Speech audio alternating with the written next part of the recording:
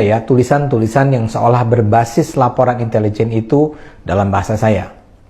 Jadi digambarkan bahwa sejak awal COVID, akhir 2019 sampai Juni 2021, jumlah tentara Cina yang masuk ke Indonesia dengan sepengetahuan dan restu pemerintah Jokowi sudah mencapai 14 juta orang.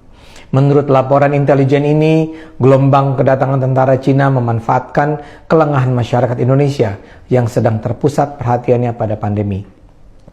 Targetnya pada 2024 sudah akan ada 100 juta warga Cina masuk ke Indonesia. Bayangkan, 100 juta warga Cina. Setiap kali pemerintah memberlakukan PPKM atau PSBB, pada saat itulah tentara merah Cina akan masuk ke Indonesia. Sebagian akan berpura-pura menjadi tenaga kerja asing atau berpura-pura menjadi tenaga kesehatan dengan menggunakan seragam APD, perawat, dokter yang mengenakan masker. Dalam skenario besar ini, jumlah warga Cina akan mencapai pada titik di mana mereka akan menguasai Indonesia dan menyingkirkan warga pribumi. Mereka melakukan ini dengan pertama-tama melumpuhkan dan menguasai instansi keamanan, Polri, Angkatan Laut, Angkatan Darat, Angkatan Udara. Langkah berikutnya adalah melumpuhkan ekonomi. Dengan kebijakan-kebijakan PPKM, ekonomi rakyat dan ekonomi pribumi akan melemah. Seluruh sendi-sendi ekonomi kaum pribumi lumpuh. Mereka yang bekerja di sektor informal tidak akan sanggup bertahan. Sementara sebaliknya, perusahaan-perusahaan Cina, terutama yang memiliki koneksi dengan bisnis di tanah leluhur, akan semakin berkibar dan berjaya.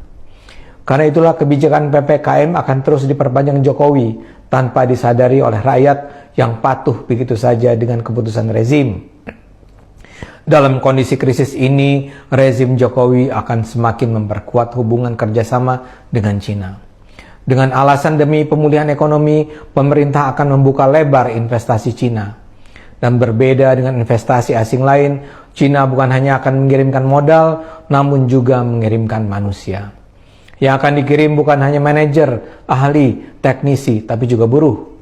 Maka di daerah-daerah di mana ada proyek yang dibiayai oleh modal dari Cina, akan juga ditemukan pemukiman-pemukiman yang diisi imigran Cina. Mereka tidak akan mau menggunakan pekerja lokal, karena tujuan mereka memanglah menjajah Indonesia. Mereka juga menguasai media massa. Karena itulah kedatangan tenaga kerja asing dan tentara Cina itu tidak akan diberitakan. Begitu juga dengan pendidikan. Rakyat pribumi akan diperbodoh dengan sistem pendidikan daring. Anak didik pribumi tidak mampu bersaing karena tidak punya sarana pendidikan yang memadai.